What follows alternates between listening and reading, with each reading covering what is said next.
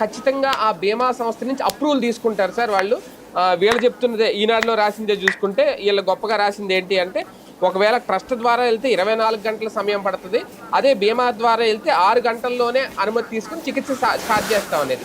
కానీ ఆరోగ్యశ్రీలో 6 గంటలు కూడా టైం పట్టదు సార్. ఒక్కోసారి ఇమీడియట్గా వాళ్ళు యాక్షన్ తీసుకుని స్టార్ట్ చేసేస్తారు. ప్రభుత్వం ఇస్తుందని నమ్మకం. ఎందుకంటే 2021లో మా నాన్నగారికి హెల్త్ బాగోకపోతే అప్పట్లో హార్ట్ సర్జరీ చేయించాను నేను. అప్పుడు స్టంట్ వేసినప్పుడు కూడా అసలు ఏం మాట్లాడలేదు, ఇమీడియట్గా ప్రాసెస్ స్టార్ట్ చేశారు.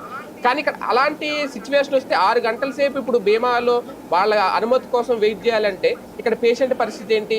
మళ్ళీ వీళ్ళు చెప్తున్నారు, ఒకవేళ రిజెక్ట్ అయితేనంటే మళ్ళీ అప్పీల్ చేసుకునే వెసులుబాటు కూడా ఇస్తారట. ఒకవేళ బీమా సంస్థ దాన్ని రిజెక్ట్ చేస్తే మళ్ళీ అప్పీల్ చేసుకోవడానికి ఇంకో 6 గంటలు వెయిట్ చేయాలా? ఇది ఎంతవరకు వర్కౌట్ అవుతుంది? ఇది నా ప్రశ్న. మనిషి గుండె నొప్పి వచ్చింది అనుకోండి, అప్రూవల్కి పంపించాం, జాగ్రత్త కాపాడుకోవాలి, కూర్చోవాలా, గుండె పట్టు కూర్చోవాలన్నమాట.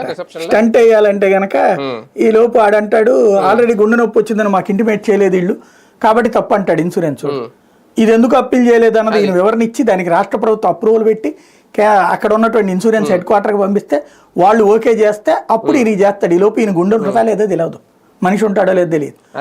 పాయింట్ ఏంటంటే నాకు అర్థం కాంది, ఇప్పుడు ఇన్సూరెన్స్ కంపెనీకి 300, 500, 1000 కోట్లు ఖర్చు పెడతారు కదా, 3 నెలల ముందు ఇస్తారట.